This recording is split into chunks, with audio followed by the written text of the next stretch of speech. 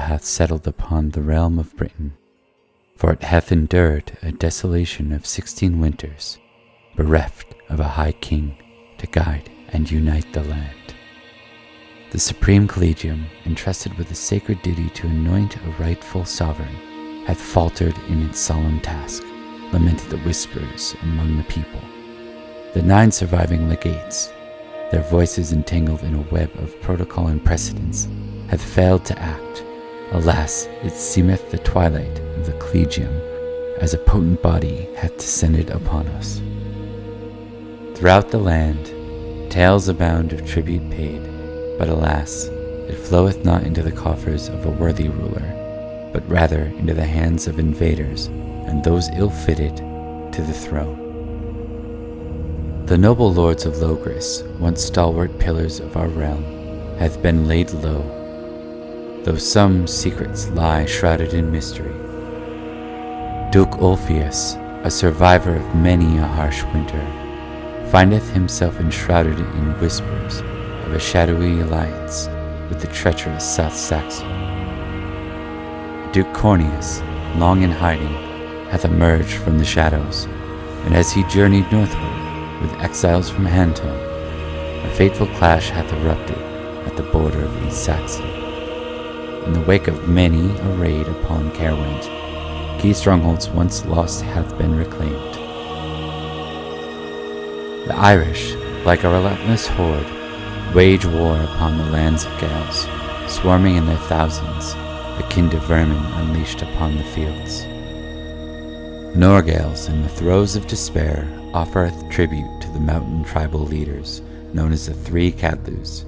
These Cadlus, in their quest for willing souls to join their cause, dangle the allure of plunder. Yet, little plunder will be found in battling against the Irish. In the heart of Cambria, the kingdoms of Escavalon and Cameliard convene beneath the banners of peace, a meeting graced by the presence of the illustrious kings Leo de Grance and Nanteleod. King Idris of Cornwall hath need of willing souls, and the Castellan of Castle Dimlock in Tintagel doth seek volunteers for his cause to defend against the King of Cornwall. King Cerdic of Wessex, ever the ambitious warlord, raiseth a formidable host, and seeketh the aids of mercenaries. A fleet of ships, a foreboding harbinger of strife, hath also been amassed under his banner. In the fabled lands of Salisbury, the great Marshal's tournament hath been postponed, for news of turmoil along their western borders hath reached their ears. The Castle Woodhouse, a bastion once held by the late Prince Madoc, and a hoary hill fort of Westford Castle, are said to have fallen under the dominion of mercenary armies. Yet the superstitious whisper of fey-folk and giants, laboring to reclaim what was lost in the days of Uther's invasion of the magician king's Summerland.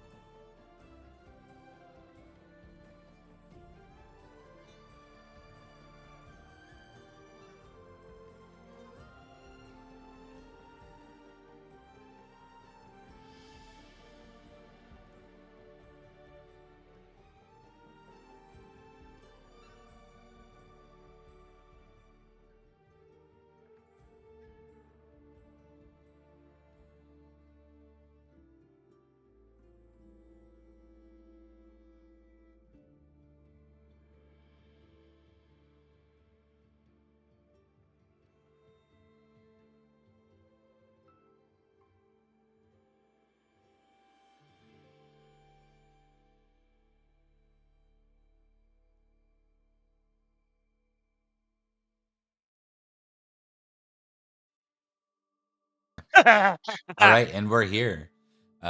We are super late to the show, but we made it. We're here. And we started at the bottom, and now we're here. Now we're all the way up at the top. Yeah. But really, we're just kind of a little higher at the bottom, but we're still here. We're fine. So, we're fine. We're all good. We're getting there. We're getting there. Welcome to Nanteleod's Legacy Pendragon campaign. We're in the year 498, second episode. The last episode had mostly it was based around the feast, wasn't it? Yes, it was. Why don't we throw out some random recaps for folks, and we'll do some intros and get started. What do folks remember from last session? Murder. I know a couple people got thrown out of the feast, and some other ones were busy doing other things that are not appropriate for nightly business. I know that my character was courting, in a sense, a Lady Illyri. Mm-hmm. But all in all, it seemed the feast was a grand success. Minus a murder. Minus a murder, yeah. Well, he's just talking like crazy right now. There's no murder. There's no murder here. We're good. I think Cercalis would beg to differ after seeing somebody disemboweled. No, we're fine. There's no murder. Don't ruin the evening.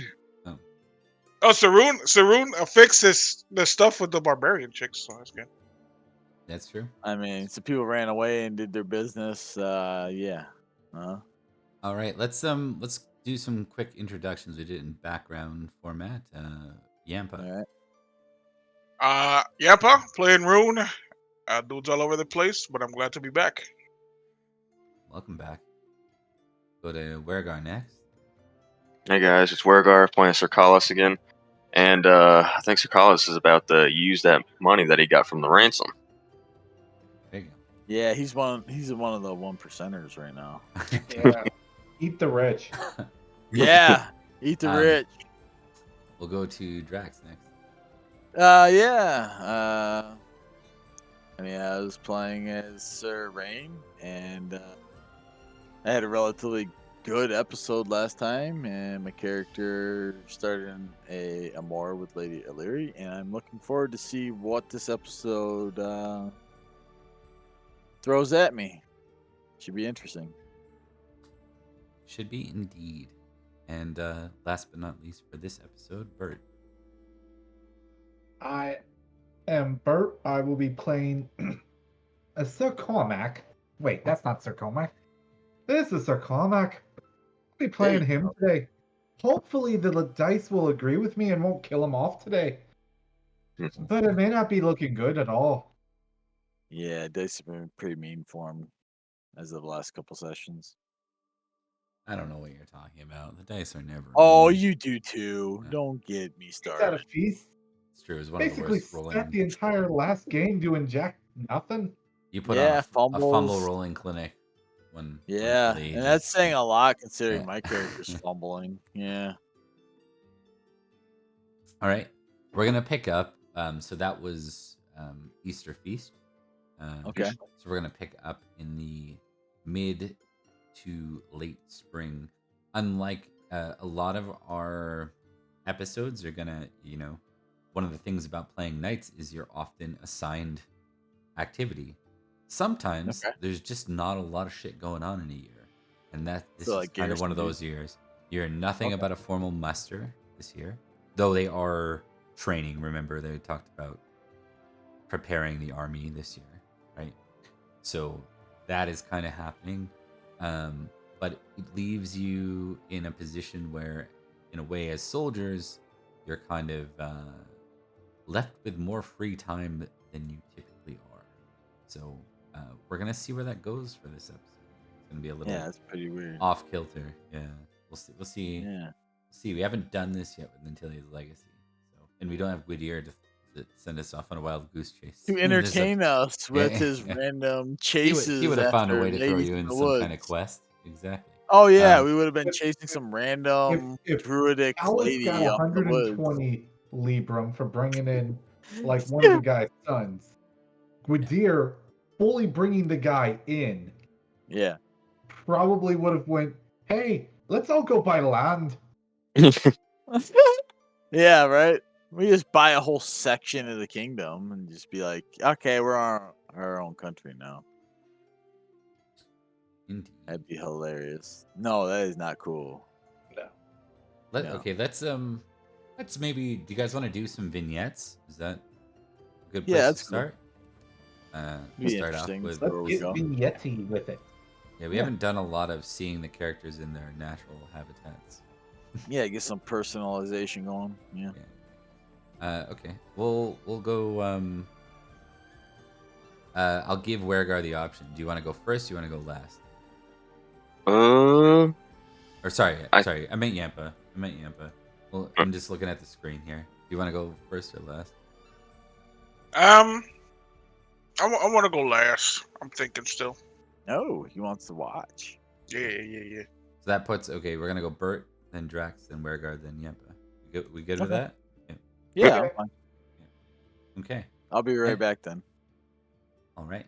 And if you don't know what to do, I can always consort something. If you're like, I really have nothing, here's what I'm gonna do, then I'll probably roll on some Oracle stuff and see what you get. Have I assigned you guys squires yet? Have we done that yet? Yes. Yeah. Yes. Okay. Just want to make sure. I'm a little behind on the record keeping. I want to track down the family stuff a little bit more. I want to track down the wifey stuff a little bit more so that we know what's going on, or the prospects, because I think that it's important and interesting. But we're gonna go to Bert first. Anything you want to explore, or do you want to figure out something random? Actually, the thing that Cormac's going to do is he's going to begin training Matic. Cormac is Finnegan? all about that. A knight should be physically capable of doing anything his lord asks of him.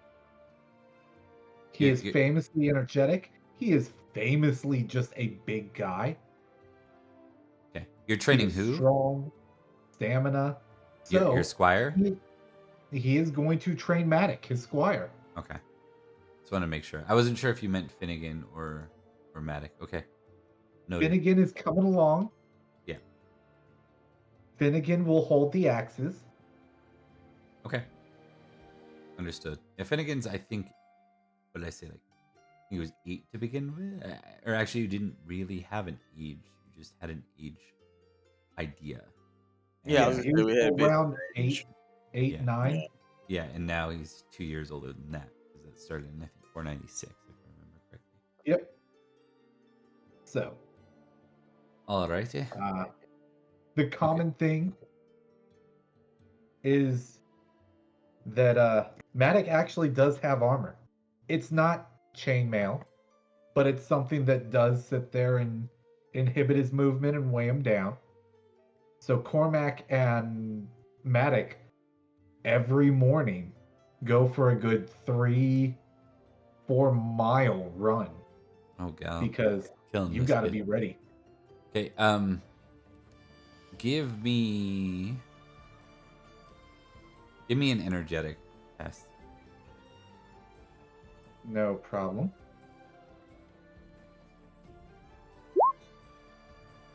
Success. And how are you going about instilling this in him? You're leading by example, obviously. Lead Is by this example. boot camp mode, or what? How are you going about this? So it would have started out boot camp mode. You know, Matic obviously doesn't come from a very wouldn't come from a very low family. He would have come from a little higher up, so Cormac probably would have had to wake him up a couple of times. But once they get into the gist of it, they go for a run. They, it starts with they run out to the woodcutters, and they see and Cormac gets like a nice sized log, sort of like a caber. They run back. Cormac tosses it as far as he'll go, hands Matic an axe, and tells him, "This is the size of a log I want you to cut. Get to it." And it's not Okay. until he can't cut or can't swing the axe anymore that he puts the sword in his hand and starts training him with what little he knows of sword and lance. Okay. Give me a sword test and give me a con test. Or sorry, sword test and a strength test. Is what I meant. All right. These are less for you and more how you're instilling these things in him, if that makes sense. Like, I gotcha. I am really bad with the sword. I have never claimed to be a swordsman, that's fair. but my Okay. strength is up. The physical aspects go well. The sword training, you kind of realize at the end of your, your training for this the spring and early summer. You're like, ooh, he's got some work to do, and maybe I do too. I know I Yeah. do, Yeah. but my training is currently on the hammer. He needs to know how to use a sword and a You lance and a you spear. can tick energetic, All right. and I'll give you a tick in modest as well. Cool. For the Rocky montage we got there. Yeah. Perfect. And I think overall he's quite happy with, like, he's probably a scrawnier kid, so he's happy to put on a little bit of muscle and strength. Seems happier about that. We're The gonna big cut. thing this time is Finnegan's coming with us, and Yeah. he's keeping up, but he's only carrying like the axe. Right. Makes sense. Okay. We're gonna move to Rain next. Drax. All right. Any ideas for a vignette, or do you? I think that sorry, my camera's out of focus here. It's been a while and I've moved some stuff. I think that Sir Rain would probably be with his family because that's actually his liege's his uncle. Right. So he would be tending to household needs. And in the meantime, he would be dealing with his squire, Sir Cerdic, and just kind of having him watch and learn from the day to day of his home life. Sir Rain is very much as good as he is with his combat skills already as a young knight. He has a passion for the management of such lands, so he's doing everything he can to learn from his uncle, even though his uncle is clearly not as knightly as most knights, I guess. When it comes to combat, he's definitely a more passive sort of knight. And so what would you be instilling into your squire? What are you aiming He would, for? he'd be teaching him the basics, of course, of that they have to know horsemanship and such like that in battle. But Sir Rain would actually be focusing on sword, but more so if it was day to day, it would be management of a household. Even though he realizes that his squire Caradoc might not ever experience that, because I'm not actually entirely sure where Caradoc's from, if he has a chance to actually inherit or own land himself. But stewardship and such like that would be the focus Okay. for Sir Rain. He is definitely a more non-combat sort. Right. Let's give you. We're gonna give you 3 tests here. We're Okay. gonna go stewardship, sword, Okay. and horsemanship. Yeah. I think I clicked the wrong button. Let's see what it said. That is not the right button. Stewardship.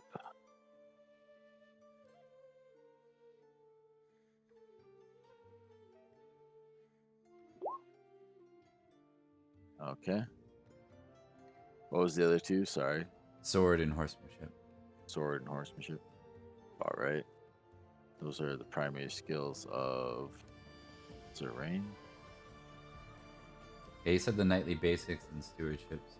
Yeah, exactly. And horsemanship. Ooh. Oh, fumbled horsemanship. So maybe my squire actually taught me at that point. So I made a fool of myself. I think he had certain decent mechanics at horsemanship, and it's like you're trying to reteach him how to ride, and it like leaves him less confident on the horse. He has like a fall, and then he's less confident on the horse than he was Right, it's to kind of begin with. damaging to his development. Yeah. Yeah. I could see that. I mean, because like realistically, Rain's not overly confident on the horse, even though he has the skill. Yeah. I mean, he's had issues with falling off his horse before, even with his knighting. So that does make sense. I like that result. That's actually pretty good. That kind of fits with my character. He's good at stewardship, decent with his sword, but his horsemanship's lacking, even though he is skilled. It's a confidence issue. Yeah, I All like right. that. So tick, stewardship, and sword. Okay. We'll go to Collis next. Alright. Any ideas? Cercalis is definitely going to use some of the money that he got from the ransom. So I think he would take Iorth, his squire, and then also his young brother Edward, who I think I'm pretty sure he was young. So I think we said he was a page of some kind.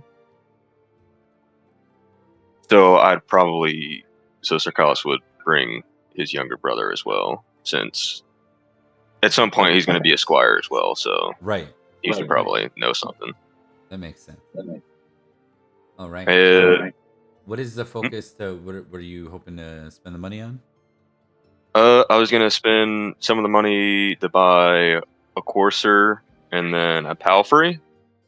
Okay. And then I was going to buy 2 exceptional hunting dogs. 2 exceptional hunting dogs? Okay. Yes. And what was it? I was going to lastly buy fashionable knight's clothing.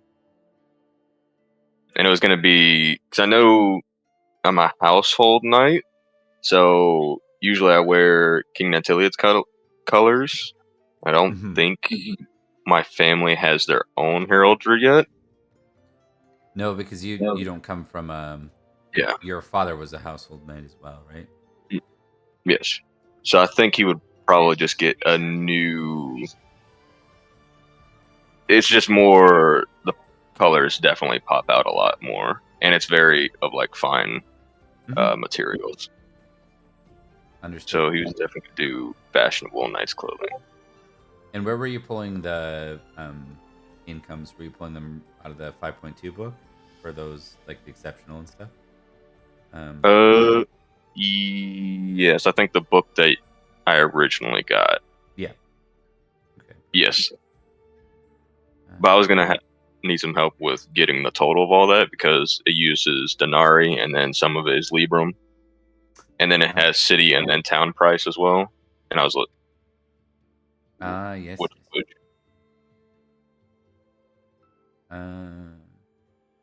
What page, for example, is the exceptional dog on? Do you have that available? 191 is the one that I see it on.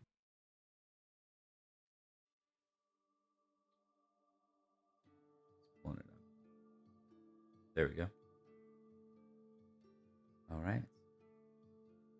And the denarii is. So we'll be using city prices if you're in Carlisle. Okay. This is one of the bigger cities at this time. Denarii. I'm trying to remember the conversion on denarii. Let's see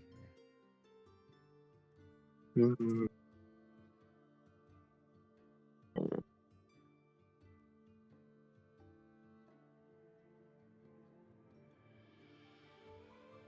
So And then as he's buying, because I would assume Tricalis would be go to the horses first, then the dogs, and then finally the clothing. So I think he'd be teaching the his squire and then his brother. This is what you're looking for in horses that you're trying to buy, or to see if a horse is healthy, or you're getting the best deal, that sort of thing for the horses. And then the dogs likely as well, since his sire was Sir Mathanwi, the I forget his actual office that he held.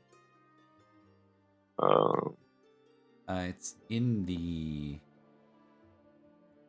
Discord. Tommy was. I don't think the Denari The Royal Huntsman. DM GM.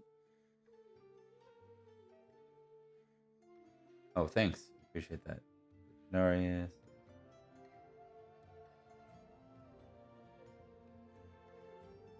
Oh man, Sure.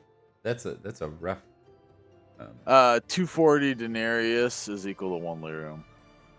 Yeah. Okay. So, what we'll do is we can do like a roundup. So, we'll add up all the denarii spent, and then we'll go from there. Okay. And that's out of the regular 5th edition book, just for reference. Why don't you, Collis? Why don't you give me an app roll? You're gonna test app, or I'll take app, or I'll take courtesy, and you can use your glory as a bonus. If you have like 2,000 glory, you add a +2. If you have 1,000 something glory, you add a +1. Okay. I'll use app.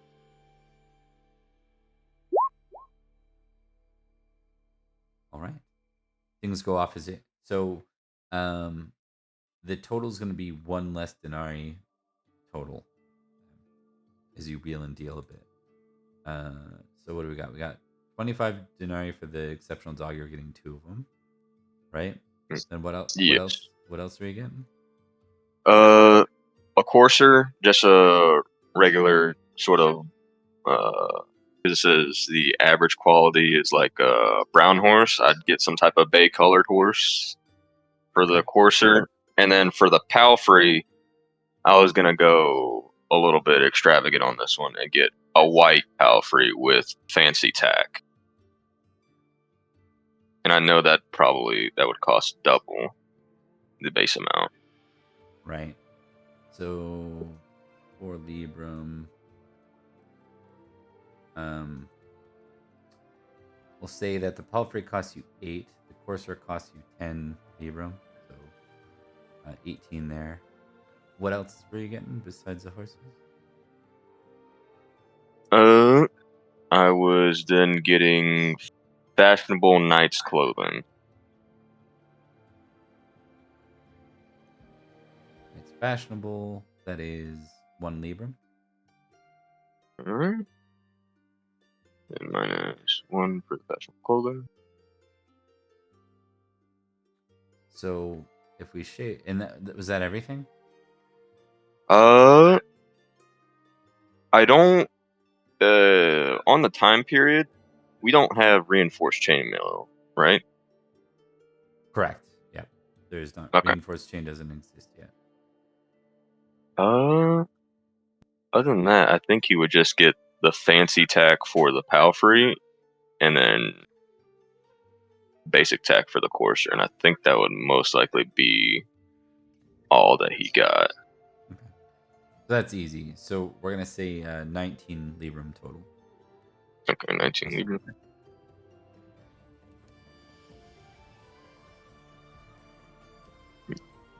Perfecto. All right. Why don't we roll over to anything else of that Wergar? After I guess teaching them that, Cercalis would go to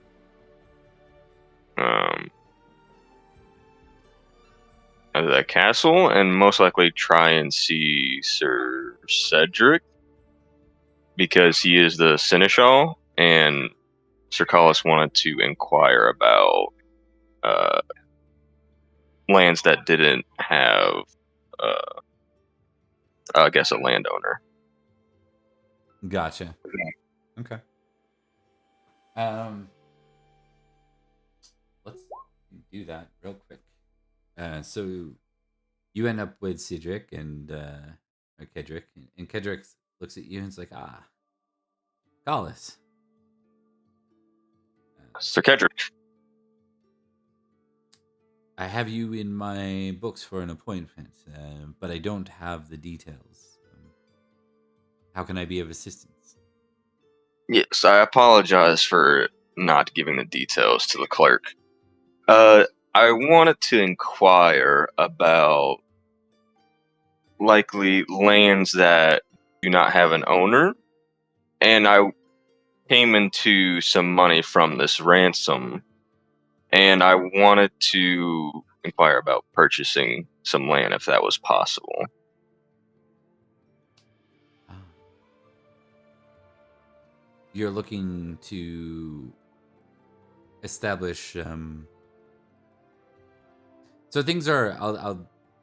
It's more or less what you're saying, but we're gonna like just do a quick lesson on this stuff. So technically, the land is always like the king's, then down because of feudalism and stuff, right? But Yes. but like it's sort of like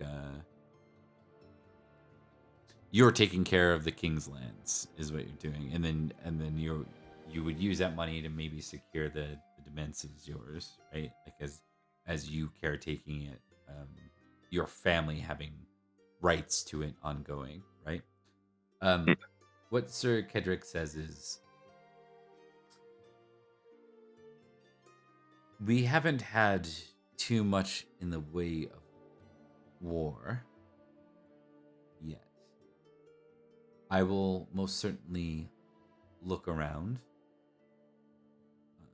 for you, of course. I'm certain that we can find you a suitable place. But I would recommend it would go better with King Nanteleod if you continued your progress as a renowned. Once your name is well recognized, it'll be hard to ignore your right of claim, and there will be less complication or refute. Now, you have already shown us your valor, given the hostage you brought in. That has been recognized. However, you are still a young knight. When war occurs, it's not entirely uncommon for the family and their rights to the land to be, well, without claim.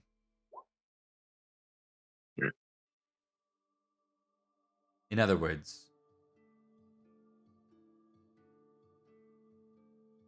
if you'd like something distant out in the mountains, something less desirable, I think I could aid you in finding something now. However, if you'd like something a little closer to Carlion or one of the major centers, it might be best to wait for that war to come.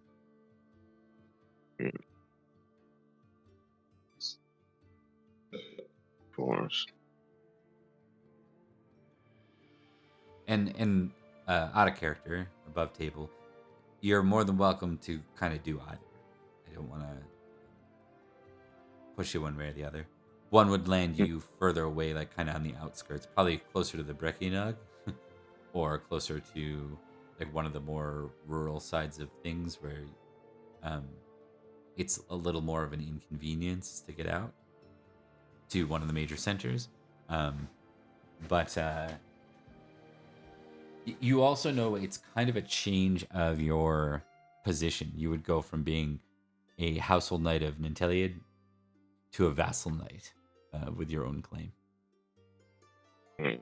Yeah, very doable. I mean, Libram is the biggest barrier, and you don't have infamy or anything, so it should be. Okay. Do you want to 'Cause think on that? Or I think Cercalis likely, because Cercalis is definitely trying to make a name for himself, especially after the raid. He liked the taste of command. So I think if he were to be able to get land on the frontier, likely he could use that as a way of establishing, I guess, uh, less autonomy for the Brachionog to secure King Nanteleod's security over, I guess, the mountain tribes. gotcha. That's what I think Cercalis would be thinking, sort of as a That's fair. border lord. Okay. So with that case, I can't remember what the Libram cost is. I think didn't Trent post it recently? I think so. He had a couple things in there. Like a Leave few, them like across maybe for 2 what? weeks ago or something. Let me try to scroll back to that. Yeah. The cost of what specifically? Because he had the manorial halls. A household. You know what? Oh, household. We won't get caught in that monotony. What we'll do is we'll say that you are successful in finding, like, if you're willing to kind of start from empty land, they will see to it if that's what you want to do.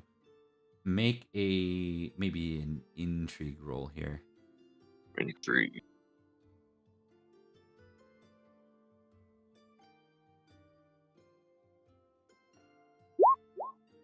Oh, crit. Perfect. Okay.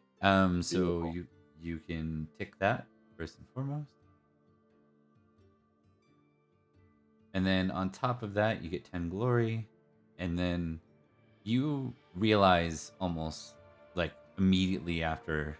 Actually, I'll give you, because it's a crit, I'll give you this ahead of time. So just before the paperwork is done, you you look at the lay of the land. You ask around, and you realize that basically your subjects are going to be Brachionog subjects. Like you're gonna have wildling subjects, right? Because of where you're placed, which means you're probably gonna have, like, there's two things that landowners have. One of them is love commoners, and then one of them is like Hey, the landlord. yeah, the hate landlord.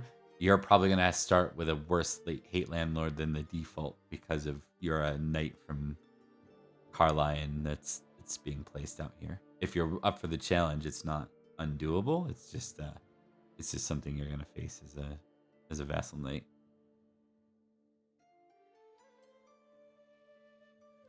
Well, I think Cercalis would definitely give it a try. It's definitely a time to prove his worth. Okay, sounds good. I'm gonna test something here. Okay, you have 13 for hate landlord right now. Yeah. I think. I'll double check. If the default's 10, then you have a 13. If it's 0, then you have a 3.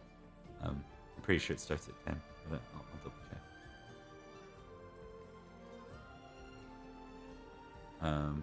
Okay. We're going to go to Yampa with that. And you get to... So first off, Wergar, I'll give you a couple of options because there's this book that has, like, names of manors and stuff. And you can choose, like, which one you want to land from there. And then obviously you can spice it up as long as it sounds close to, like, what it is in that book, because that's, like, based on poll around these times, or a little later. So the Domesday book. So, we'll go from there. But you will be by Christmas this year. You'll be considered a vassal knight, Nice. and that does allow you. So it does change your rank. It means you won't be a household knight of Nanteleod's anymore. You still owe direct fealty to him, like he's still your lord and your king. If this kingdom was divided into counties, then you would have probably a count between you, but you don't. You just report directly to the king. Good stuff. Sounds good. And you'll also be able to fly your own colors, so you can come up with a coat of arms.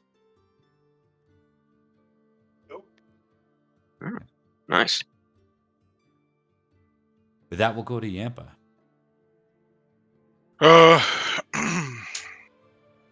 The first thing, the first thing that Rhune's gonna do is go get his armband fixed. Then I'm thinking that he will continue to pursue this marriage with the Breaking lady Anarchy. I think her name was Anarchy. Close enough. And then to continue on this trend of training squires, I guess he will try to tame Tristan a bit more since he's famously energetic, and teach him more like the courtly side of things. Okay. So you're gonna try to put him to get him to focus a bit. Yeah, like as Rhun is like trying to, smooth things over and try to get the marriage set. He's basically like exposing him to that side of knighthood. Do you remember? So you mentioned your lady's name there. Do you remember how it was spelled? Anarawd.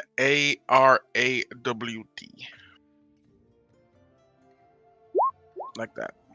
AWD. Yep, there we go. Famously just, famously vengeful, famously honorable, famously radiant.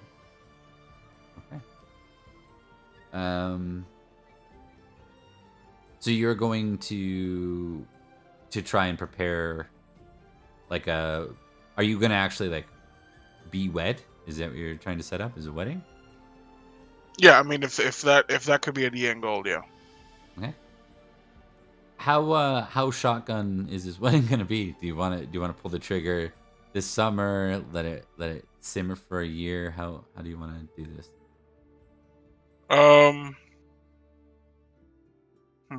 That's a good question. I feel like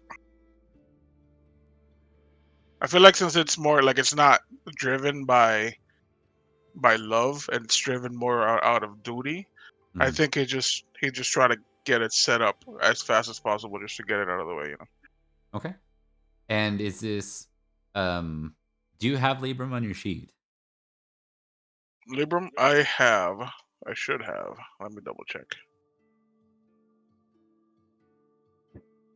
Maybe. Where the hell did I put it? Uh-oh. Probably under holdings.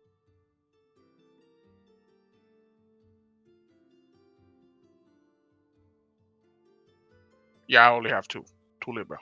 Okay.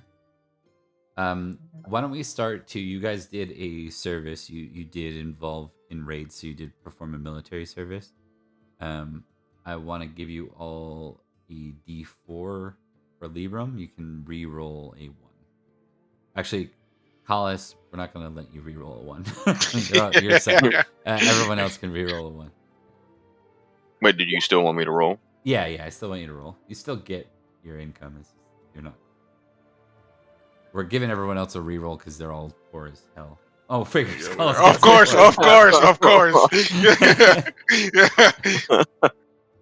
There we go. Nice. Okay. Just low enough that I can't re-roll it. Let me see. Which is fine because somewhere along the way I picked up 8 Libram or Libra, so. Let me just check Book of Peace for something. Come on. Respond.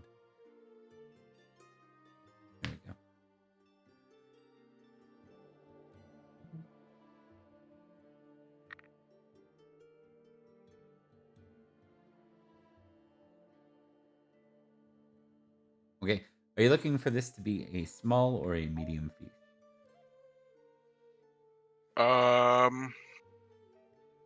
It depends on the cost, I guess.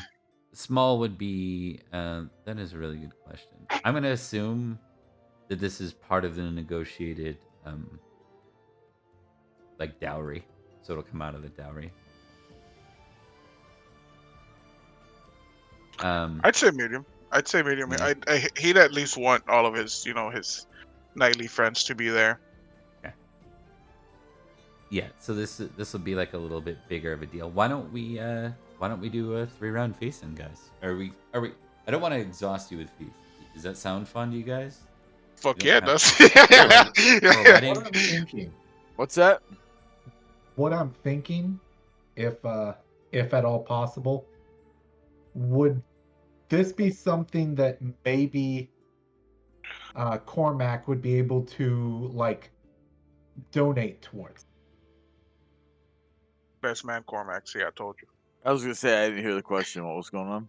Yeah, if you want to, I mean, you can always for a friend, you can either lay it into a gift, the money, or you can donate towards the actual feast itself. Okay, how much does a medium-sized 2-round feast like cost? It's a 3-round feast. I don't see an exact pricing here. It just tells me. Hold on one sec. Let me see if there is a cost.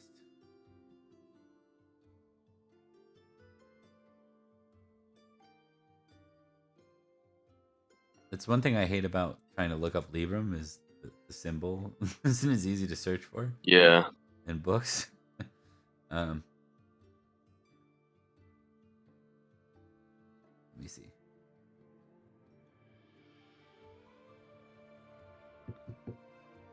You know, we'll make a call for now, and if it's wrong, I don't really care. We'll assume the rest comes out of the dowry. You can just commit what you're gonna commit to it, Cormac. Oh, I was gonna commit like 8 Libram towards this.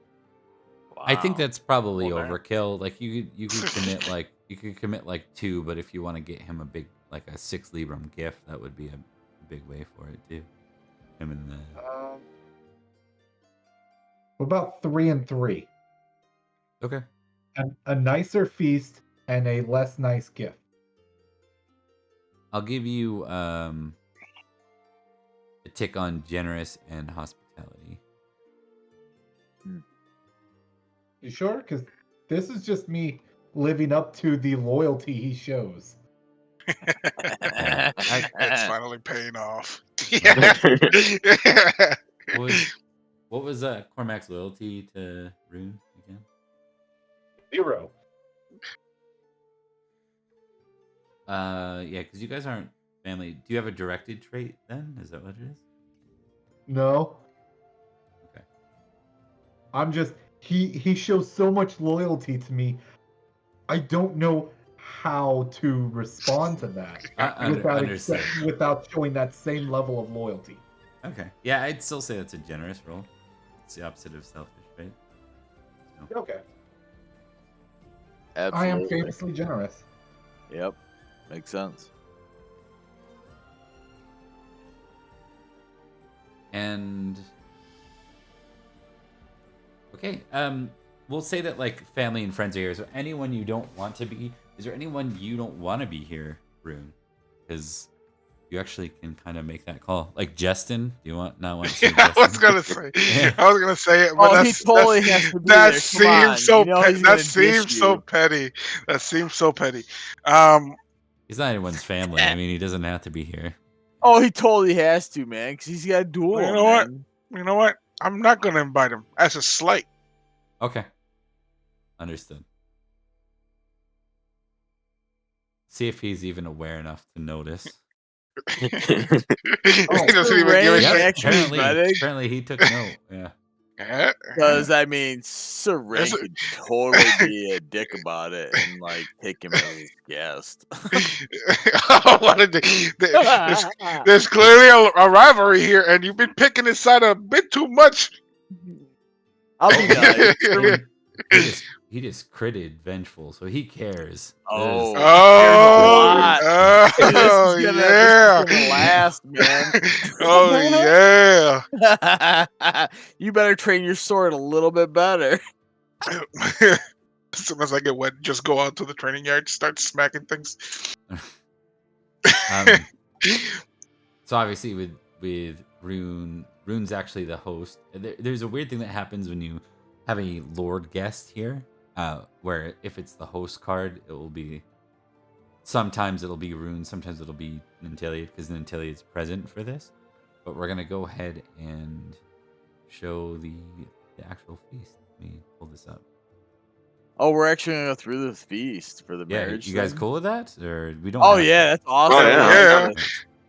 How bad should I mess up with Rhun, man? Never We end invited up to getting another into a wedding duel. again. Yeah, I mean this could be interesting. Your rival is gonna be attending. You bastard. I wouldn't do that to Sir Rhun. Come on, get out of here.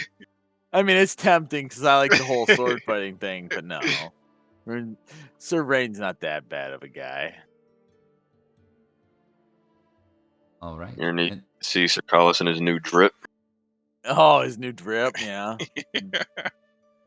love it. Sir Rain's just his average Joe guy. Just like, I'm just trying to get along. We'll make this like a late summer wedding since there wasn't Okay, really late summer. anything huge going on. And this is Sir Rhune's wedding? Yeah. Okay, I just want to put it in my notes so I have it here. So Rhun, and then Rhun, your wife is Brecking, Yes. correct? Yeah. So it's And this was part of the whole, like, cementing the alliance with the tribals. Or the wildlings. yes, kind Yeah. of. Yeah. Okay. Yep. You got it. All right. So we know where Rhune's gonna be above the salt for effects of the effects of what's it called? Sorry, my brain's not working right now. The coin thingies. The things you get in feasts. Yeah, I'm trying to think what it is. Geniality. Geniality. Geniality. Yeah. There Right. you go. There you go. I was about And- to carry heirloom points or something. Yeah. You can mark though. Rhun will get an automatic 30 glory for the wedding as well. Nice. Nice. Nice. Hell yeah. It's a rather presentable wedding. And then Rhun will be above the salt for the effects of the rest of it. So no cards, unfortunately, for Rhun. But Until everything he else. botches. And then he's getting up on the floor. We need to know where Cormac, Collis, and Rain are. That's an app roll, right? Will be. I'm gonna give Cormac and Collis like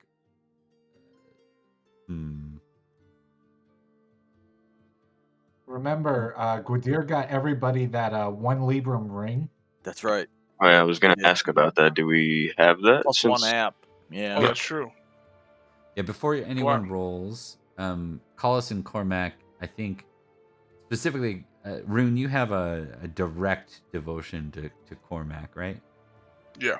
Okay. Well, I have a passion for Cormac. Passion. So we're not impassioning either of these things, but I want you to test your passion to Cormac and test your love family. Boop. Oh, that's pretty high.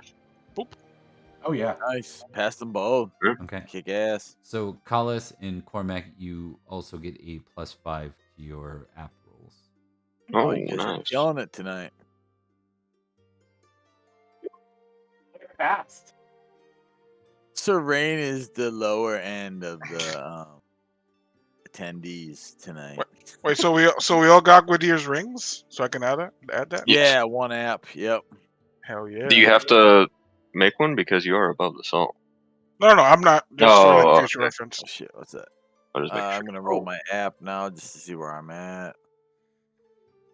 So, Bob, Yep. while looking for suitable gifts I for passed. Rhun, I found the pricing for feast.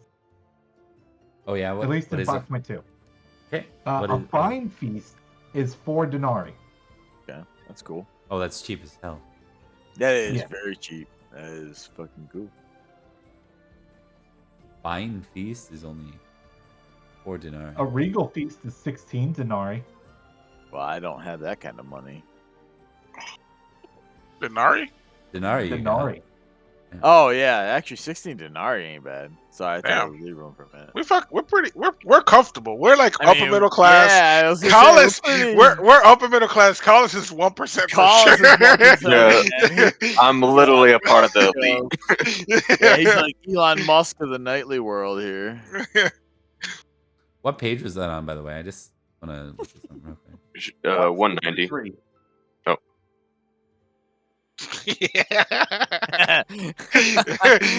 Yeah, but what are you doing, bro? Yes. No. Welcome, No. welcome, my friends and family. Wait, do I fly colors because my dad was like a land and knight? Wait, what was You have that? your own colors, man. Yeah, I have color. I'm flying my like family tree, my family's colors because my dad Wouldn't was they a be big shit. slightly different because you're the child and you don't have territory yet? I don't know. That's what I'm asking. Yeah. Give me one sec. I'll get to that. I just found what I was looking for in the Yeah, feast. Bob's got plans for Mr. Yampa here, Sir Rhun. Let me see his face. Okay, he's not smiling devilishly, so. I'm gonna steal all you guys' plans. Yeah. Do you need something? I've got 5 Libra left. Everyone What has do you need? chain. Everyone is wearing chainmail under their fucking clothing, right? Just in case this shit turns into. Oh, a I red don't wedding. need it. I'll just take a dagger or a chair leg or something. I'll find some way to What I survive the have- red wedding. Is enough padding and muscle to be like, You just start going like. I'm just Superman. Oh, okay. So yeah, he's It's like a- Superman. start deflecting blows. My from guy's with like the text. Punisher or something. He's just a regular human with training. Okay. Yeah, so we're gonna say that this was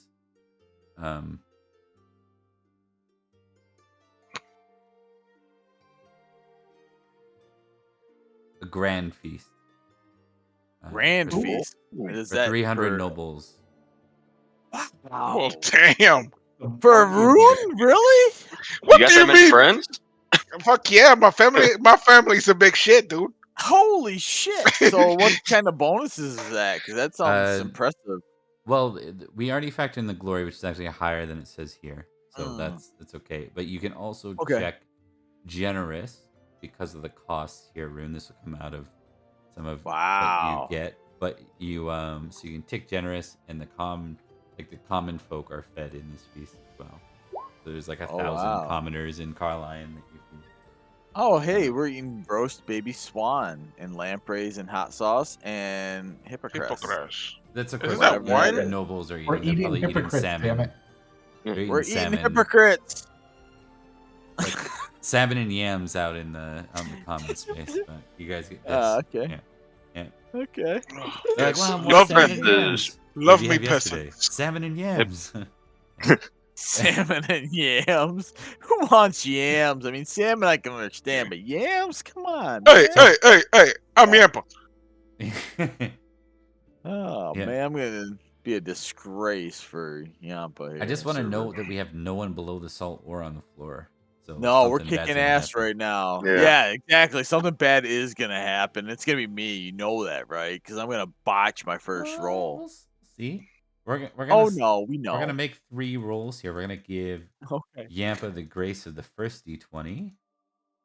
Oh boy. Give me a D20. Come roll. on, Yampa, win. Crit that shit. I trip and fall and break my neck. You're right. You die at your wedding. 1 sec. Oh shit! I Okay. can't take it. It's too much. Okay. Let's see.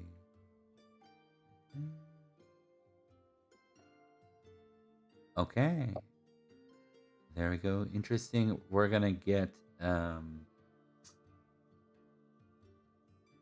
Bert, why don't you give me a D6 roll? Actually D4. D4.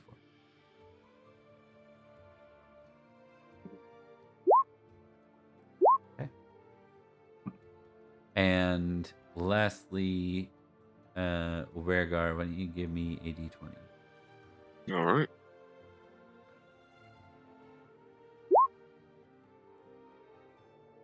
$18 for 18. Okay. A brawl starts in the hall. Jack, stop. It's the Red Wedding. Is anyone famously famous with intrigue? 16 plus. No. No, Not even almost, but no. close for Sir Rain. Not even close. I'm a 10. My dude's not even average. He is horrible at intrigue. Noted. Okay, I think we got everyone that's gonna be here. Sir Elaine still isn't back yet. He should be, damn it. Gwydir's missing, or who knows what the fuck reason. For lustful reasons, because He missed my wedding. We know. He's womanizing. We know. He missed we my let wedding. that go. I'm going to roll a passion vengeful Whittier. Don't do that. You would lose. That is not appropriate. Then you'd leave your wife a widow, man. All right, we're gonna go ahead and dive in now. We'll start with Rhun at the top here. So, your bride to be. The ceremony itself is quite basic. You are a British Christian, yeah? Yeah. You're Christian. Yep. So it's held by Saint Illtyd. Actually, is the one who delivers the ceremony. Unless you want to give the Romans their rights, the Archbishop the rights over it. It's kind of not, not directly a religion.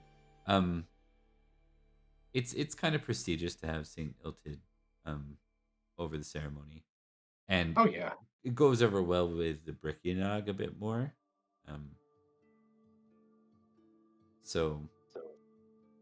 Who are a smattering of things. A lot of them are still pagan. There is some influence of British Christian, and then because of their Irish roots, there are some influences of Roman Christian as well, or their Irish mixings rather. But the feast is a weird combination of what you would typically anticipate and expect, mixed up with barbarians, really. If we want to call a spade, it's there are a number of somewhat uncouth people here, people that you recently battled against, but everyone seems to be making merry, having a good time. Wait a second, didn't I almost kill you that one night? Yes, you are a brutal murderer that slowly killed one of the chieftain's sons, man. You're brutal. Now you just have to toast to his memory. Now I'm going to defile a different sort of battleground. That is not appropriate, sir. Get your business sorted. All right, and so as the ceremony ends, in comes the feast. Everyone seems to be having a good time and making merry. Rhun, you are left with options. The only option you can't do is pull the cards above the let's see. It was temperate, courtesy, intrigue, right? Gambling. You can game. You can game. You can flirt, or you can dance, kind of thing. Am I good at dancing? You know what? I'm gonna try and dance with my new wife. How about that? That makes sense. That's actually pretty cool. I like that. Yeah. Well, let's see the roll first. Okay. Hey, good job, man. All right, you passed. You can take it. You're stupid.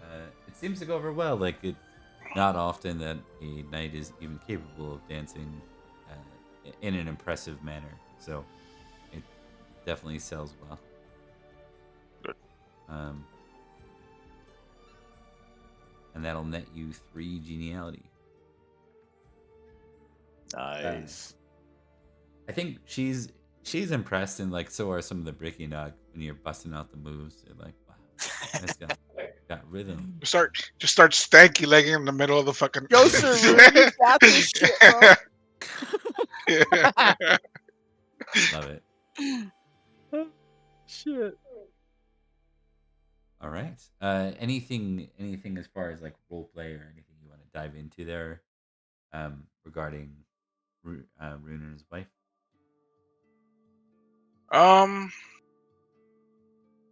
I think he's just trying to speak with his actions at this point. I don't think he wants to talk too much. Okay. Like, yeah, this is all duty, but I am wholly devoted to this kind of thing. Understood. All right. I'm just checking to see if we figured out her app score previously. I feel like we did, but I don't remember what it is. I'll have to go review that next session. Okay. In general, things seem to be going over well. Rhun, she seems like relatively happy with this, which is not always the case when it's an organized Arranged sort marriage. of arrangement. Yeah. So with that, we're gonna move to Cormac for his first round 1. Cormac is actually going to, because it's always his tradition, he always does his temperate roll. He's going to actually personally serve Rhun and his new bride and congratulate them.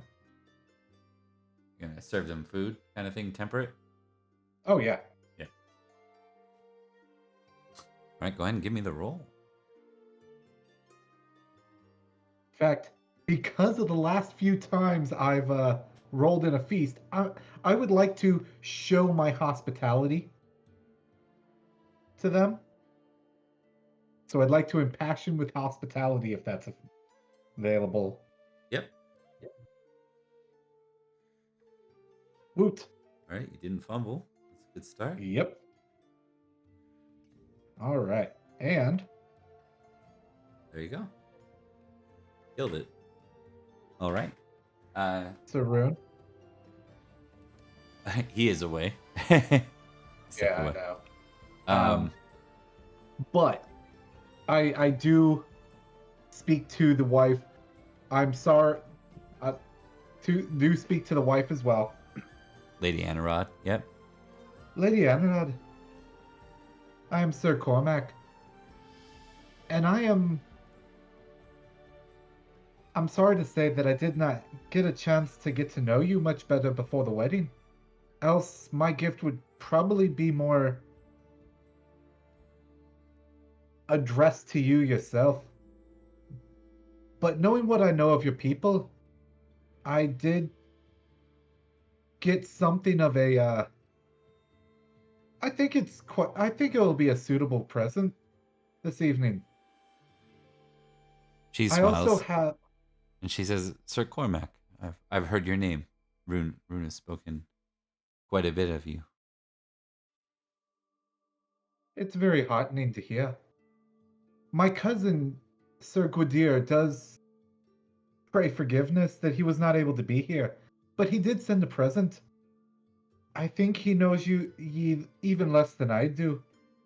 But I will, of course, deliver it. Just let me know when you would like the presents to come out, and I will wholeheartedly make sure that they are there for you. She smiles and, like, out of character, we'll say it's round 3. That makes sense. Yeah. Mostly pleasantries from her at this point. Give me a quick intrigue test there, Cormac. Can I add my geniality? No, not yet. You would But normally, this is but the same round, just so I get same. my hospitality, right? Yes. Nope. No. I don't know what the heck's going on. Yeah. You She's see, playing you, bro. Oh yeah. you see a couple of the ladies, and these are Kimrick ladies, specifically not Breckianog ladies. Look over at Cormac as he finishes speaking to Rhun and Lady Anarchy. And Wait, what? so Cormac's decision, like, round was to serve Rhun and Lady Anarchy directly, like the food, and then he talked to Anarchy just briefly, just sending the regrets of Gwydir, who's not here, and mentioning that Gwydir sent a gift along with Cormac. But as Cormac looks over, there's a couple of ladies that seem to be eyeing him, and I think with the failure, like, you don't know what they're up to. It's like, were they flirting with me? Did they notice me? What's going on? Like, they seem to be some kind of attention your way. So. And then with that, we'll go to Collis. Alright. I think Sir Alice is.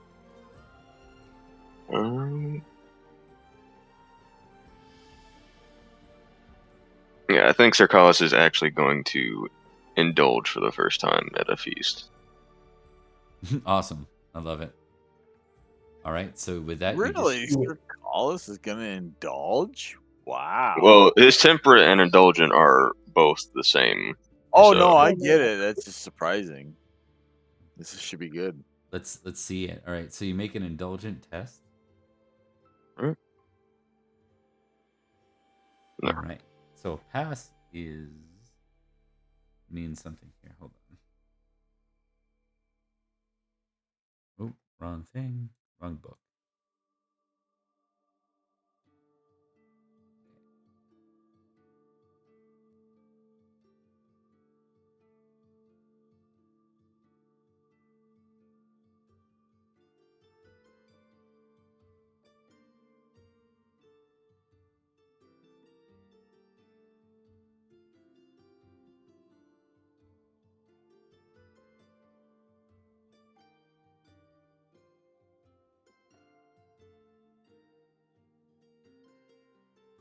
Okay, on a success unit, relevant trait. So tick indulgent for me. Yep. Indulgent. Then we're gonna check 21 here.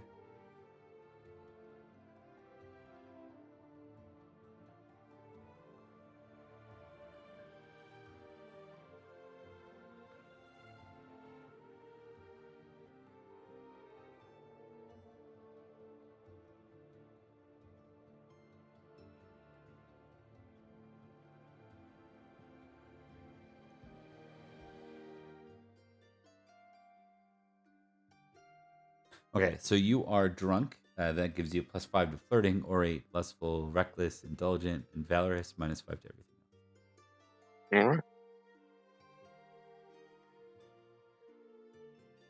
Alright. So you're having a good time. Orate being one of the things you're capable of now. So, is this just you having a good time eating food, drinking wine, making merry? Is that kind of the idea?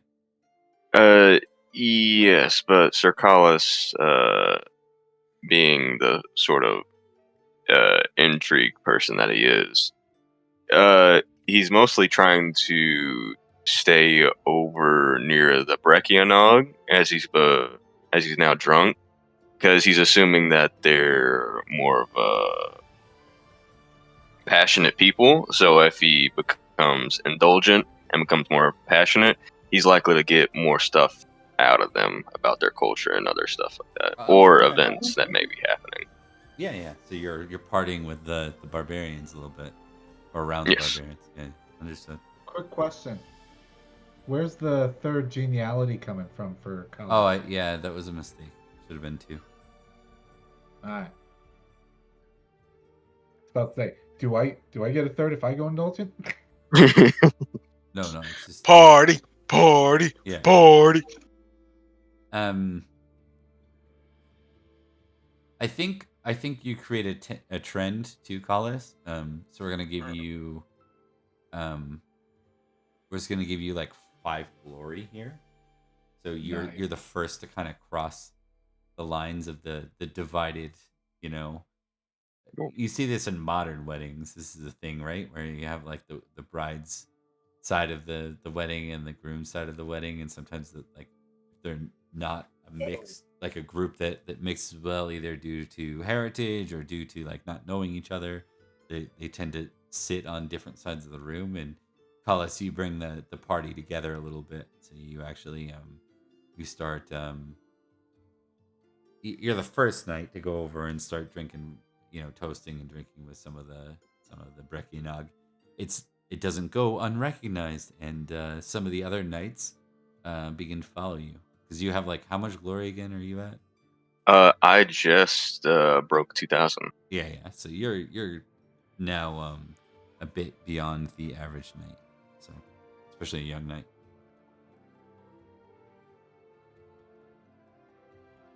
So yeah, that is your round. We'll go to Rain next. Sir Rain is always just going for cards, man. You got to. We need some Always. Leave it up cards to in chance. feast. Well, I mean, cards are the Always. best part of the feast. Come on, let's be Do it. honest. Do it. And I'm do over it. 2,000, so I get to draw 2. Fuck yeah. Understood. I mean, whoops. I All hate right, you to what lose do your we got? religious night bonus. Right?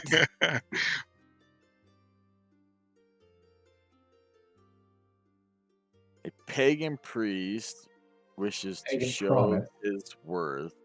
He hopes you will hire him afterwards as part of your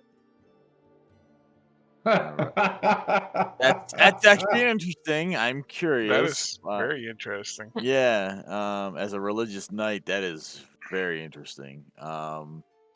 Manners. You will unexpectedly pass wind while the host or an important guest is speaking.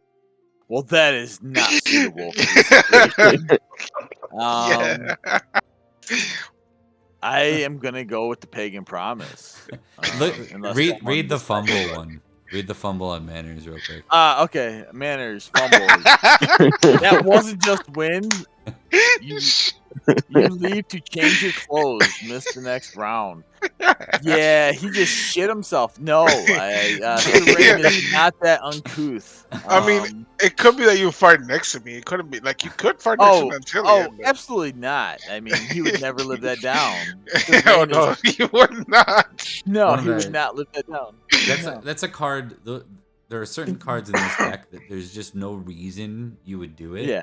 Unless No, you I had mean that is no different option.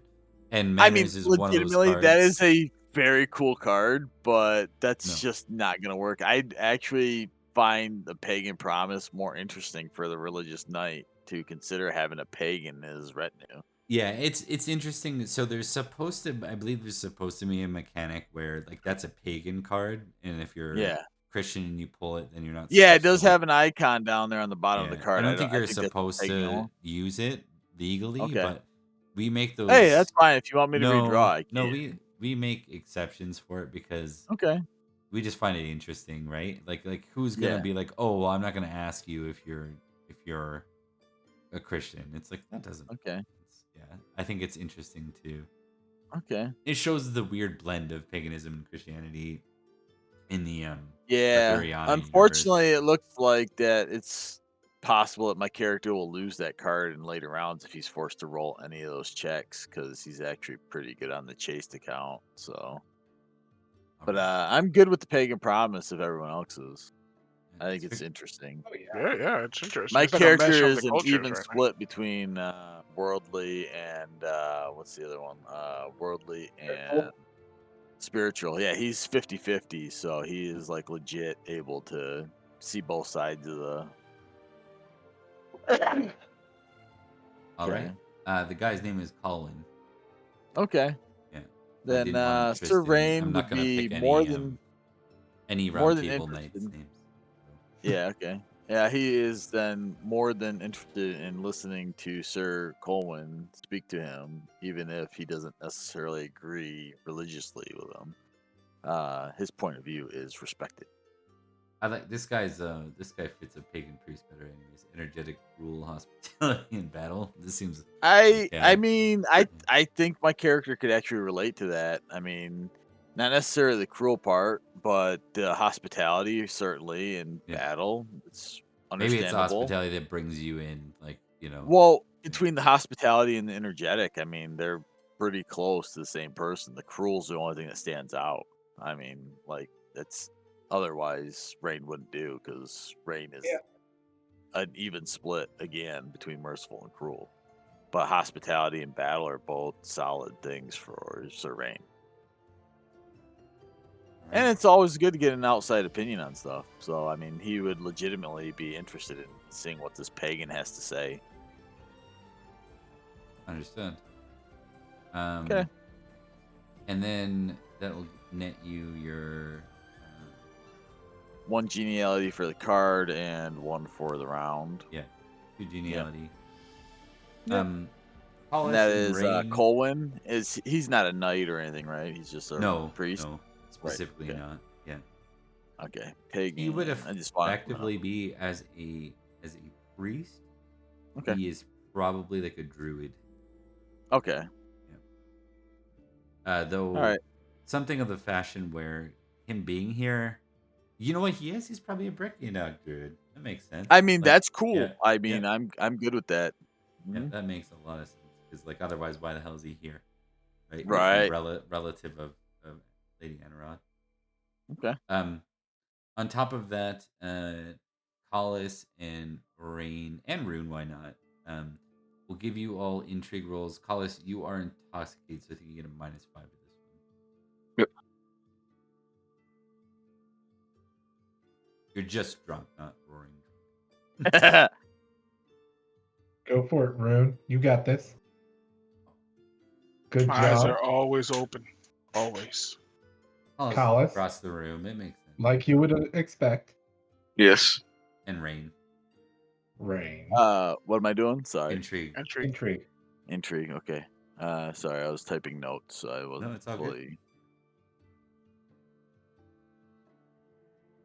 Okay. Yeah, no. That's Rhun, typical for Rain. You're trying to keep an eye on any presented problems. You notice that. Cormac, what's your app normally? What is it like? Default? 8, yeah. So you notice Cormac's getting in a lot of attention. Some of the ladies here too, and it doesn't make sense. I think with that intrigue roll, you're like, oh, okay, something's up. There's some kind of rumor going around here. It's got everyone looking at Cormac. Okay. So that's what you get passively, right? That's what you know. I'll be right back. Sorry. You're reading the room. That's what you get from reading the room. Yeah. Okay. Right. We'll go to round 2 now. Brings us back to Rhun at the top. Well, that being just said, I guess I'll just roll intrigue, see if I can, after dancing with my wife, I guess I'll meander on over to someone that might know anything, or like try to like eavesdrop into the anything, Okay. and like hide it as him just socializing with some random person. Right. Are you anyone in particular you want to target as far as named people, or just gonna go eavesdrop? Named people? You know what? It's what's that one dude that was? Oh no, that wasn't the Irish court. Never mind. Named people? I don't think so. I mean, is there any named people at well, Collis is. Yeah, he'll move towards Collis and like strike up a conversations like, hey, congratulations about this, everything that you've been doing. I've heard about it, blah blah blah. But he's not really paying too much attention to what he's saying, and like trying to eavesdrop. Okay, trying to eavesdrop. So the rumors seem to be coming more from your side than from the breaking now. Oh. Like the gossip campaign seems to be more on. Now people are mingled together and merged together a little bit more thanks to Collis like sort of starting that trend. But yeah, I'm just noting like you're noticing a trend where it's like these aren't Brachionog whispering. These are Kimrick, Kimrick. Carlion, Escavalon people that are doing it. So So you know what? Then instead of Collis, I guess he'd. I'm back. Well, he doesn't have. I think he'd move towards Cormac, I guess, if he's like still serving people and Yeah. doing his thing. yeah, for sure. Okay, and you're using that more as a cover as you try to do this. So you can make an intrigue roll. You can use your geniality. Dope. That's 3. Boop. Woot.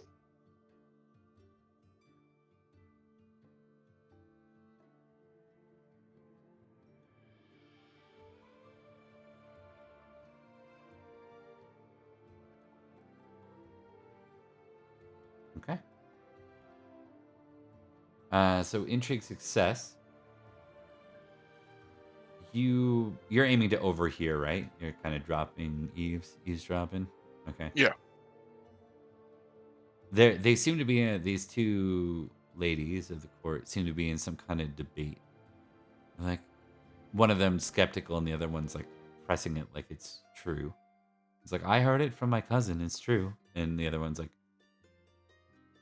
I don't trust your cousin with anything. It's like, well, it must be true. I know that he is known for a number of things, but he's also known for the death of his brother. Don't forget that. They're like, but I still don't see it. There's no way that Cormac renounced Christ. Like, this is what I've heard. Oh damn. Oh Wait a minute, who is hearing this? Because that is like gossip, like Rhun. top Rhun. tier. Yeah, Okay, because I was like, holy cow, that's some gossip there. Damn. Seems to be some sort of smear campaign going on. This is random, by the Yeah. way. This is a Oh no. Yeah. I was just like, holy shit, that is amazing. Damn. What the hell should I do with this information? Rhun, who did The you Emperor piss rolled what off? the random event was. Where Cormac. confirmed it, and Bert confirmed which of the four of you got the attention. This is so good. Damn, Cormac. I mean, wasn't he standing over the body of that bloody dead He's legit guardsman? the guy that's I mean- trying to be the religious guy. Yeah, This dude's been acting kind of weird after the raid. I'm just saying. Yeah, they seem to be connecting all these dots that wouldn't necessarily. Right, be they brought don't together. actually connect, but they're like making them connect, yeah, to fit their narrative. 100%.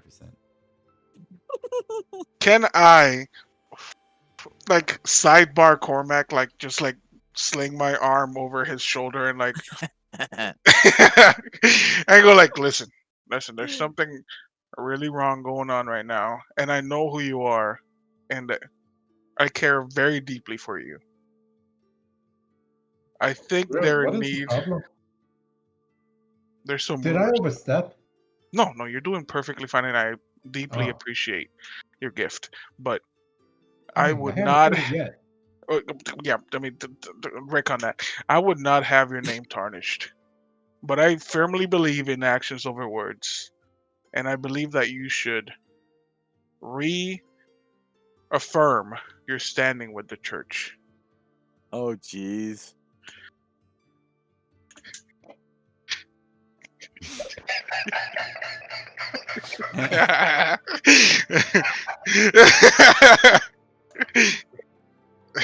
Like, Cormac busts out like that. Like, really just.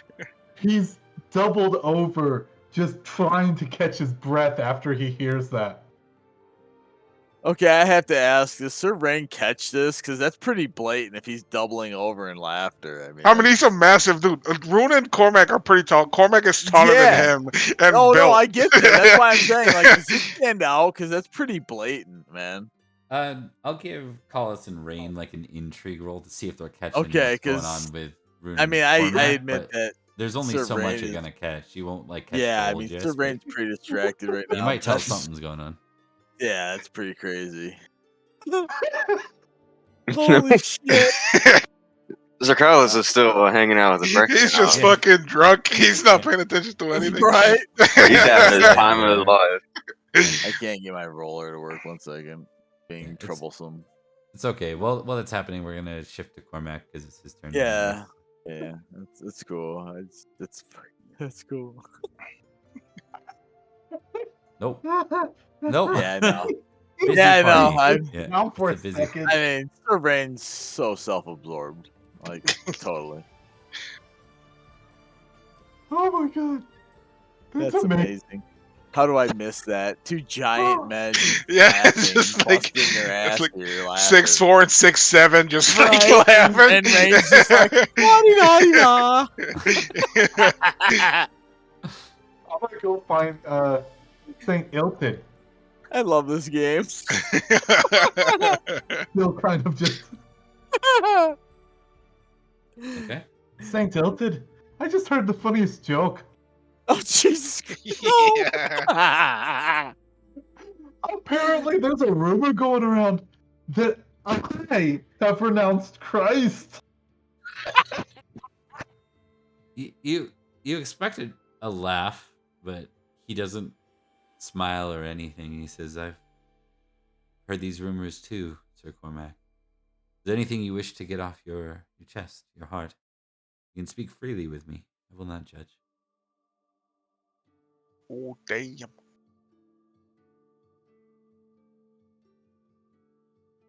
And right there, it hits him like a Mack truck. If St. Iltid honestly believes this, now it's a problem.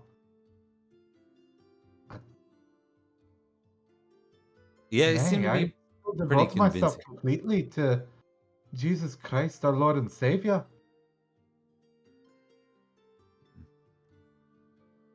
Give me an honest test, actually. But this is gonna be your test, so you can add your geniality if you wish.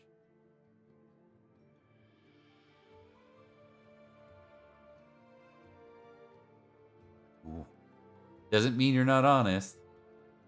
Just means it's not completely sold. But I'm gonna test Iltid on something here.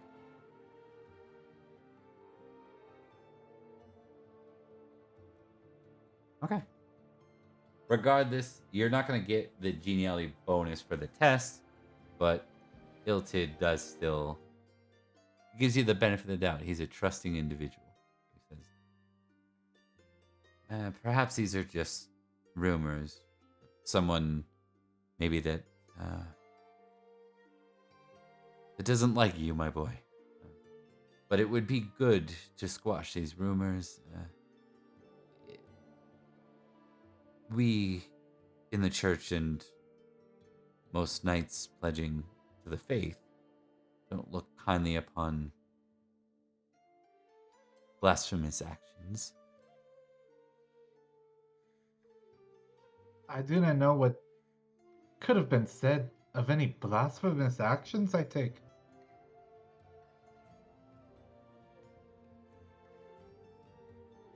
I can't think of any myself, and that is why I have no reason to distrust you beyond the rumors. I wish you the best, and if you are in fact struggling with your thoughts, you can always see me. You know the book well, yes? I learned to read so that I may study it. At one time, I was to be a priest, and threw my whole self into making that a reality. It wasn't until Finnegan died that I even had to become a knight.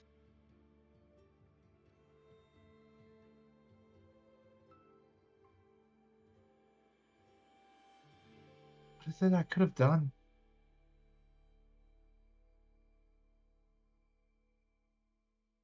And he gives you a verse in turn. He's just like, ask and it will be given to you, seek and you will find, knock and the door will be open to you again. And he says, you know where to find me. Perhaps this is a test.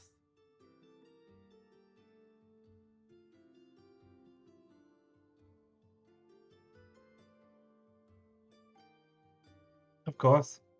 I have duties to Rhun. Ah. I'm You know, it's an sorry, awkward end, and you're left with the one thing I might not have done great there is you do get the impression that he trusts you, but he's leaving the door open in case he's wrong. He's leaving the door open to you to like if this is some kind of crisis of faith, like he's saying, you can always find me and we can solve this together. Damn. That's fucking deep, dude. like Cormac was just hit like a Mack truck because he thought it was a joke. And Yeah. now it's not. Yeah, Rhone's no. very serious, dude. Rhone That's doesn't some fucking play fucking weight, around, bro. man. Rhone You have a is living saint basically be like, yo, man, you no, have bro. issues. I'm telling you, Rhone is a straight shooter, bro. There's Jeez. no playing around, Cormac. I'm telling you, dude. All right, we move on to Collis now for round 2. All right. So I have +5 in flirting array muscle. I think Sir Carlos would go around flirting with the Breccianog ladies. Awesome. Remind With your me, 1.5. you got a big gold chain on right now. Yeah. It's no big deal. This ring I came into here. some money. He starts flashing his fucking. He's blinging like, all pumping everything. his chest and shit. Yeah. He's got more Um, money than pretty much everyone in attendance, and he's just like showing it You're all getting off. up there. You're getting up there. So we're gonna check in first on Collis's marital situation because I think you were betrothed at one point. Yes. Where are you at with that again? Remind me. I'm just trying to keep track / catch up. I'm trying to remember as well because I know in the court of Estergales, You had I had romance, something. right? Yes, a romance Yeah. that happened. You did have a romance going, yeah. But that was it, right? Yeah. Like it wasn't. There was nothing solidified towards a marriage or Nothing betrothal yet? official. No, yeah. I don't think there was anything Okay. official that Then happened. this is completely above board. Then okay. I just wanted to see if there was anyone that was gonna be vengeful about you flirting elsewhere, kind of thing. Okay. So a lot of these Brickynog, these would be ones attached to like the higher born, the sons and daughters of chieftains and stuff are all here. Why don't you give me a flirt roll? You can add your geniality and your +5 for being drunk. All right. Oh wait, sidebar. Do I Oh, get any correct. geniality from my turn? I didn't give you any, did I? You passed intrigue too, right? You get Yeah. 3 more.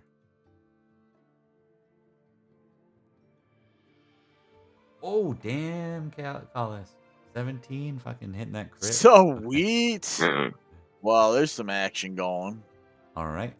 Well, here we go. So this goes over very well. So let me ask, is the condition of the critical something where you flirt with a VIP of some sort? Or is this a critical just because your flirting goes off very well? Do you want to be like the Don Juan of the Brickynog, where like a number of the girls like think you're hot shit, or do you want to be like more like moving towards a Romeo Juliet scenario?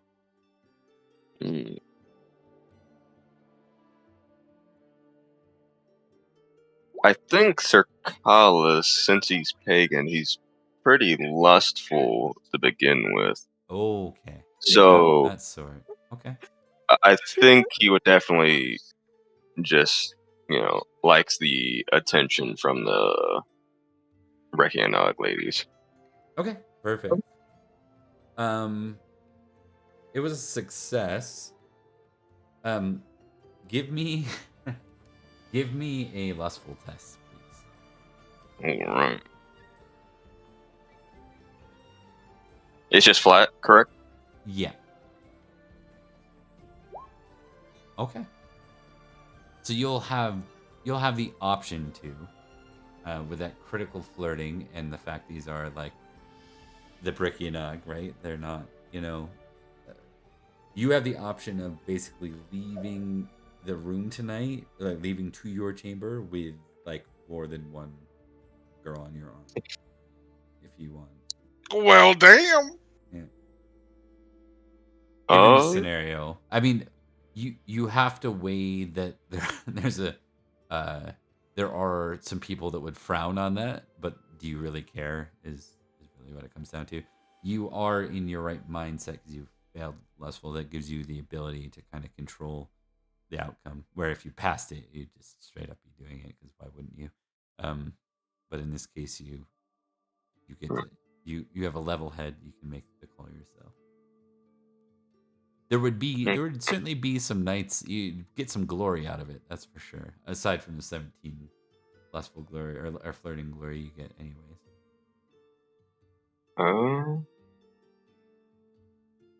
I think Sir Carlos would take that. I think he would definitely excuse himself with the and because it's a however crit, you don't have to like leave early either. You don't have to like Oh, skip the okay. feast. You can just at the end of the night, that's where you go, and it's kind of renowned. So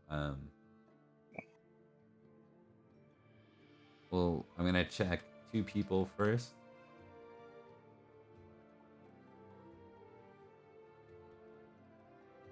Okay. Saint Iltid doesn't notice, but Archdubricus does. Archbishop Dubricus. You are gonna get 50 glory though for that event. Geniality and 50 glory. Yeah. The 50 glory will fire off at the end of the night. The 3 genialities because of the crit. Like, nets you an extra geniality. And yeah, we'll say that's kind of what's happening. Like Collis is not only were you the life of the party, now you're apparently like doing really well. He's playing the party. Too. Yeah, you are the party now. After potentially getting land near the Breckianog people, or pretty much in the Breckianog territory, he's embracing himself in the culture. Yeah, right. You're not wrong. Yeah, he's like That's what they're completely calling let it go. these days. Yeah, right. That's definitely what you want Yes, to do. embracing myself in the culture. Embracing the new culture. I'm making sure the Breckianog commoners understand that I definitely like their people. Yeah, Sir Collis is a man of the people. He's the man of the women. Whatever he's doing is working. He loves all the things. At least 2 nights. At least the noble They're ladies gonna will want to assassinate him. At least the noble ladies will be like, "No, please, don't do anything to him." And then the men are just like, "Oh, I hate that guy." Nah, they gonna come after you, bro. You in trouble. Well, they can try. I'm famous for my swordsmanship. That's fair. That's true. All right, well, just watch out for the poison. We transition over to Rhun now. Yeah, I'm gonna do cards again. I think that's the way to go. I love the cards in this game, so that's what I'm gonna do. Let's see where and it goes. 2 more: a game of dice and a pagan gift. Well, that's interesting. Sounds like this game is trying to turn Sir Rhun into a pagan at this point. Oh, that's nice. Well, that pagan gift does not apply really at all right now. Let's see, what's the game of dice? Several knights leave the feast for a time to play a game of dice. They ask you to join them. Why not? Let's go with a game of dice. Sir Rhun isn't necessarily very good at it, but socializing with your fellow knight is always useful, especially when you could die on the battlefield with each other. Understood. Yeah, you're playing a game of dice with a mix of people, like a brick. That's what it sounds like. Yeah, sure. Why not? It says knights. I mean, who says Yep. the tribals don't have their own knights? Equivalent. I mean, yeah, they Well, might not be what I consider a knight or Sir Rain considers a knight, yeah, but you're sure. playing with one other knight and 4 Brickynog. Is who? Okay, that's cool. Yeah. Sir Rain's not very good, but this should be fun. See who the knight is. Sir Kedivor. Of Owena? Oh no, Fully Sir Kedivor of random. Let's see then. yeah, Homeland Britannia, region. South Logris. counties. Huh? Oh, He's pagan interesting. He's from Summerlin. from. Yeah, actually, yes. Okay. I mean, that's Sir okay. I Kedivor mean, of Summerland. Yeah. I don't know how to do that, but that's cool. So do I roll gaming? Let's see who. Even or odd to see which side of the Let's family, like whose invite was he? let's go odd. 4. It was Rhun. Apparently, this is Okay, so it's someone on Rune's your side. side of the family that would have been Okay. maybe someone that served under Can I like get his my father 2 served under your geniality father. Yeah, Um, for probably. this roll? My homie too, Kedivor. I fucking love him. Okay. I mean, I am probably gonna fail this, but Rain's not exactly. He doesn't really care. It's more about the experience. So let's see what happens. Yeah, no, he Okay. failed. I lost in gaming. Okay. You lose a number of denarii equal to your gaming result minus your gaming skill. Well, my Oh. gaming skill is 4, so Oh. yeah. Well, we can count the geniality in there. So I would just say you were out 5. Okay, Denarii. and that's Denari's not denarii. Libram. Yeah, It's at no, so 240. it's Ignore pretty it. minuscule. Ignore it. Yeah, Yeah. Yeah. it's basically change. When it's Yeah, under like 10, 20 denarii, I'm not gonna worry about it. right. Like, Well, that'll yeah, come. it's like 240 to 1 or something, Yeah. so it's pretty minuscule. You still have 1 Um, geniality because you're near this all. all right, and that's cool. And I still have my pagan promise going right What's that? now, Yeah, what's that so do? You get +1, I right? get Oh, no, I it's don't only get on. nothing for that right now, but it's still in my hand. Yeah. So I have a pagan priest chilling with me while I'm gambling, and I am gambling against a pagan knight, which yeah, see, they're trying to convert me. They're Yeah. subverting me. The Look at all these religious knight. Christian knights getting like browbeat now by the clergy and Right? everything. Yeah. This is so good. Okay. I love this game. On back to Rune now. So this is the gift giving round if anyone wants to play that out. Otherwise, it can be done behind the scenes. I'm okay with that. I mean, if you you can wanna... give me all of your money. Give me all of your money. All of your anything money. anything you want to do for this round, Rune? Thoughts for you?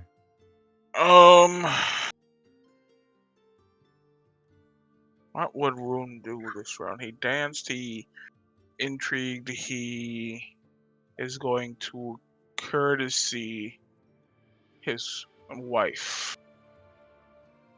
Okay. Courtesy? What do you just looking Just being like, after? yeah, just making sure that she's perfectly fine and comfortable right now. Okay. That would I'll accept it. It'd either be courtesy or temperate. Let me see about temper. I mean, either or. They're the same point right now. I do have a. I'm gonna do a 1v2. One is temperate. The other one is courtesy. Whoops! What the fuck did I just do? Oh, sorry. Don't worry about it. It's courtesy. Yeah. I'm back. Okay. Good deal. Your wife seems to be quite happy with how things are playing out. She makes lots of comments about how good of a friend Cormac is, and then obviously she keeps drawing your eye over to Collis, who seems to be like killing it with with the ladies over on the Brickynog side, making merry. So it's just this is like going perfect for her without a hitch. Good. And she'll kind of stay on your arm. You're sensing like she had a lot of apprehension sort of coming into this, just nerves and stuff, and this was a little bit more formal than how she'd hoped to ever live her life, right? But also it comes with luxury and things she had never thought of, right? This is Yeah. probably the best food she's ever had. You know, the most fancy things she's ever seen, and those things aren't lost on her. Awesome. That will net you 3 more genealogy for a total of. And this is why being above the salt works.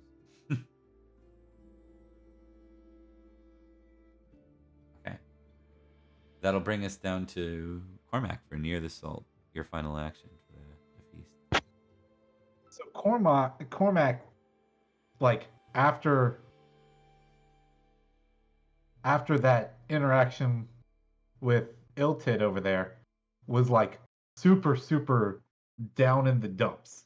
Like he sat back in his seat, kind of didn't talk to anybody or anything like that. We're coming to the end of the feast, and he sort of psychs himself up. Okay. Says a small little prayer, give him strength, give me confidence, help me to say and sing to your glory. And he stands up, puts a smile on his face, and gets everybody's attention. Oh. Ladies and gentlemen, lords and ladies, allow me to be the first to introduce you to the Lord Sir Rhun and Lady. And I forget her name off the top of my head. Anarchy. Sir Rhun and Lady Adarod. And it just leads the applause sort of thing. Yeah, then I think people chime in first for a formal toast. That being the case, it is a wedding, and I believe gifts are in order for the couple. And I just happen to have brought a few. And loved one from my cousin as well, who, for some reason, just couldn't make it, but still felt the need to get her something. So allow me to bring out Sir Gwydia's gift to you, my lady. And Finnegan comes in with a fashionable lady's dress. Okay. For Adarad. There's like applause. Yeah, Sir Rain is definitely applauding that. That is actually a surprising move, and it's actually legitimately pleased with this. The Breckianog are less applause-y at the pomp of the dress, but there's still respectful applause. No, we understand. He's not here. He didn't get a chance to meet you at all. Nor did he get a chance to meet anybody here. So he can be forgiven for something that obviously just, it doesn't really work. I, on the other hand, have 2 gifts. The first, I had a tapestry made specifically for the both of you. And this, a couple of people have to bring out, because it is actually a fine tapestry. Depicting the at least the way the Breckianogs seem to fight. Breckianogs fighting off Irishmen. That's good. I like that. Propaganda. Yeah. This is the first gift I bring. Now, that is because and this was for both of you. However, I also bring with me a song.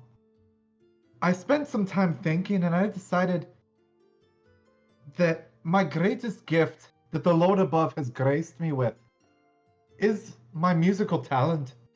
And as such, I'd like to play my song.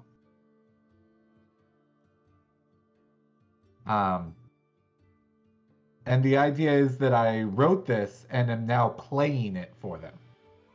All right. Oh. So,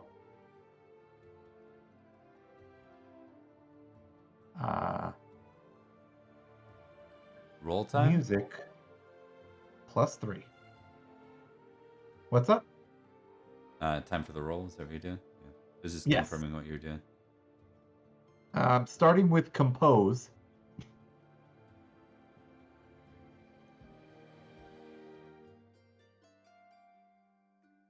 Okay. Since compose deals with playing, or since music deals with playing, composing, and singing. Right. Okay. It goes over. I think the whole thing goes over really well. There's only one point. There's one beat, and I think I need you to do a quick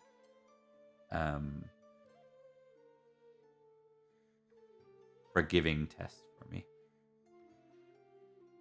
Because when you say the comment, you know, that your lord above, this is the best gift he gave you. One of the drunk knights says, what god is that? They say. And it's one of those things where if you pass a forgiving, it doesn't unnerve you, and you just keep going. Do I add my geniality to this? No, not in this case. All right. And this won't negatively impact your roll. Okay, you can tick forgiving. Ooh. It just would have had some conditions.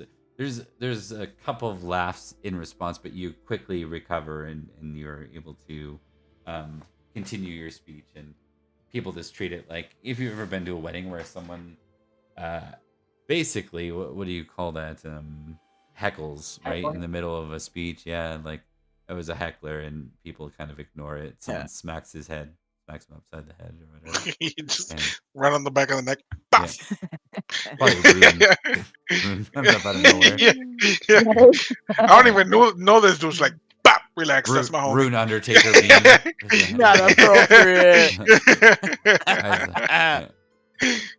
All right, and all right. So you tick forgiving. You succeed at music. It went well. That is gonna be 2, I guess, right? I am not above the salt. Yeah. So, yeah. 2 it is. All right, that brings us to Collis. All right. I guess the Carlos want to do. He's a little too drunk to be doing intrigue. What, no presents for your cousin? Yeah, no presents, no speeches. What's going on here, man? Speeches. Ugh. Come on. Family. Raise a toast to your cousin. Come on. Raise a toast. You have a +5 to orate right now while you're drunk. And then I do have my Do Yeah. it. Do it.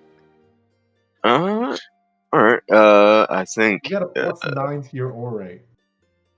You got this. Sir Carlos is most like Sir Carlos is feeling good. He's drunk. He has fine women around him. I think he most likely will stand out. I just set him up. You should be thanking me. Oh, okay. It's one of those things where it doesn't embarrass you. It's just not what you had in mind. You actually kind of stumble over like one of the words, you forget about it, and you're able to recover in a way that's not completely embarrassing, but it's just not, people cheer and they applause, and the moment and the focus is on Rhun and Anarchy anyways, not on you, right? So as quickly as you say it, it's forgotten. It doesn't impact the way the Brickianog think of you or anything like that.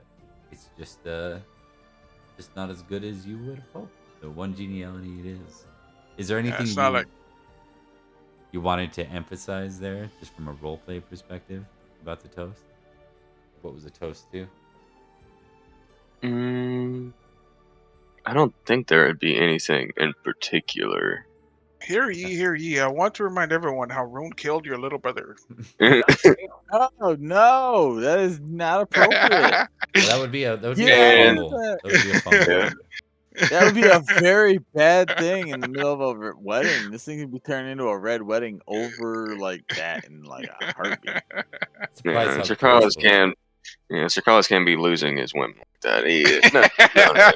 Oh come on, Sir Carlos is like playing the field so good right now. It wouldn't matter. He ain't gonna lose nothing. All right, that brings us to Rain. Okay, so Final round of the feast. final round of the feast. Out of character, is Lady Illyri present? It is Sir Rain's Amour. I don't know if he was able to bring her as a +1 or what. Everyone got a +1, bro. Yeah, I think so. I think, assuming Rhun, Okay. sees you as someone that you would want to invite, he probably would have been a Okay. matter of like, is there anyone you would you have mentioned her is the question, if prompted by the wedding I planner. mean, he's not like overly fancying her, but he's there. I mean, he was intrigued by her at least in the last meeting with her. Yeah. Okay, we'll Um say she's here then. okay. So Sir Rain, as he is present, would approach Sir Rhun and his new wife. What was her name? Lady Anarchy. Anarod. And address them. Saroon, we have fought against the enemy together on the battlefield. That we have. And while I have no materialistic gift to give you, I swear to you right now that if you have ever need my aid, you will have it. My sword and spear are yours, as long as it does not conflict with the orders of my king. And that's pretty much all he does. That is his gift, his own talent. He is a relatively humble man, and he's of relatively low means. He's not overly wealthy, so that is essentially all he has to offer as a gift. And he is attended by Lady Illyri unless she chooses not to approach with him. Yeah, if you asked her to Oh, he most do the definitely gift would. giving with her, and I think she Yeah. would have something more basic Okay. in material. So this would have been like Right. some sort of matching. Wait, Rhun is British Christian, yes? Yeah. Okay. Might be a bold move for her, but she has like two sort of like well-made crucifix be given to both you and your pagan wife. So not intended as a slight, more the reminds you of the expectation that she ought to convert. Oh, great. Lovely. And the religious knight, who is Rain, would be very happy with such a gift from his amour and would bow to Sir Rhun and his wife and wish them the most pleasant and fruitful future together. Okay. Yeah. Rain, why don't you give me an honest? Okay. This is a 50-50 shot because he is. Remember your +3. Yep, I will add that. Where is my? I'm having issues with Roll20 not showing my stuff there. There it is. Yeah, I failed. Now test humble Yeah. for me. Hollow words. Humble, you said. Where is that? I don't see it. Is there another word that it goes Modest? by? Is it Yes, modest? modest. Sorry. Okay, that is. I am famously modest. So, does that genealogy? Never apply to mind. You that don't or even no? need to test it then for that one. Okay. So I think for maybe some that listen in that It there's seems shallow. the gift Yeah, it seems like that could be taken away. It's like, okay, a promise of loyalty as long as it fits perfectly within these conditions. But then Yeah. there's like there is the understanding that Rain is modest. Like he doesn't have a lot. Right. He doesn't. He literally He's doesn't kind of have ascetic. anything. Yeah, he doesn't Yeah, have much. he has a fun stuff. horse, and he has what little Librum that he Yeah. earned off his last little Which is battle. 2, That's right? it. Yeah. It's a little bit more after that roll that you did, but yeah, it's not much. He doesn't have enough to actually afford much. So Okay. yeah. And with that, you'll end up with 1 more geniality. Okay.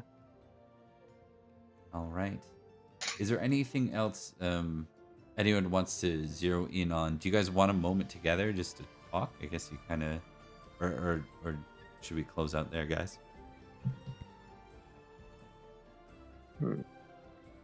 With what I wanted to do with Rain's gift is I wanted to like give him a pat on the shoulder and like raise a toast for him. Okay. And then if anyone else wants to have like a little scene, I'm good for it. Sir Rain would be like extremely humble. He would have his head down and his hand clasped as he is being toasted, as he doesn't want to show any sort of expectation or anything from such. He just takes it, essentially. And then afterwards, once the toast is done, he would thank the host and pat him on the back and thank his new wife as well before requesting his leave with his amour, Lady Illyri, for the evening. All right. It's very simplistic, and you can tell that it is polite and standard protocol, but there is still some familiarity with it. Since they have been in battle together. He's just trying to be as politically correct as he can. He doesn't want to overstep his bounds, essentially. Understood. Yeah. Wait, why don't we wrap there? I just want to let you guys know. I hope you're having a good time with the game so far. Things will heat up for sure as we move into the next few War's years coming. here. Yeah, war is coming. Intrigue is coming. Traveling elsewhere is coming. I think it's pray nice that my to do party can help me, because Intrigue is gonna kill Rain so bad. It's one of those things though where the Yeah. slow burn sometimes it serves as a great sort of contrast, I guess, to what's coming later. So Yeah, it's I hope good. everyone's like still it. having a good time with it. And Oh yeah. why don't we go ahead and wrap there? Thanks guys All for right, playing. sounds good. And Okay. if you're watching for the first time, we play most Fridays, and we have 2 sibling streams, one on Sunday set in Salisbury, and one on Tuesday set in Summerland. And thanks for playing, guys. You've been great. And we'll see you next time. Thank you for hosting. And Take it running. easy. In the year of our Lord, a mournful chill hath settled upon the realm of Britain, for it hath endured a desolation of 16 winters, bereft of a high king to guide and unite the land. The Supreme Collegium, entrusted with the sacred duty to anoint a rightful sovereign, hath faltered in its solemn task, lamented the whispers among the people.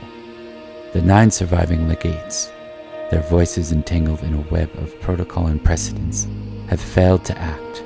Alas, it seemeth the twilight of the Collegium, as a potent body hath descended upon us. Throughout the land, tales abound of tribute paid, but alas, it floweth not into the coffers of a worthy ruler, but rather into the hands of invaders and those ill-fitted to the throne. The noble lords of Logris, once stalwart pillars of our realm, hath been laid low, though some secrets lie shrouded in mystery. Duke Ulfius, a survivor of many a harsh winter, findeth himself enshrouded in whispers of a shadowy alliance with the treacherous South Saxon. Duke Corneus, long in hiding, hath emerged from the shadows, and as he journeyed northward with exiles from Hanton, a fateful clash hath erupted at the border of East Saxon. In the wake of many a raid upon Caerwent, key strongholds once lost hath been reclaimed. The Irish, like a relentless horde, wage war upon the lands of Gales, swarming in their thousands, akin to vermin unleashed upon the fields. Norgales, in the throes of despair, offereth tribute to the mountain tribal leaders, known as the Three Cadlus. These Cadlus, in their quest for willing souls to join their cause, dangle the allure of plunder. Yet, little plunder will be found in battling against the Irish. In the heart of Cambria, the kingdoms of Escavalon and Cameliard convene beneath the banners of peace, a meeting graced by the presence of the illustrious kings Leo de Grance and Nanteleod. King Idris of Cornwall hath need of willing souls, and the castellan of Castle Dimmock in Tintagel doth seek volunteers for his cause to defend against the King of Cornwall. King Cerdic of Wessex, ever the ambitious warlord, raiseth a formidable host, and seeketh the aids of mercenaries. A fleet of ships, a foreboding harbinger of strife, hath also been amassed under his banner. In the fabled lands of Salisbury, the great Marshal's tournament hath been postponed, for news of turmoil along their western borders hath reached their ears. The Castle Woodhouse, a bastion once held by the late Prince Madoc, and a hoary hill fort of Westford Castle, are said to have fallen under the dominion of mercenary armies. Yet the superstitious whisper of fey-folk and giants, laboring to reclaim what was lost in the days of Uther's invasion of the magician king's Summerland.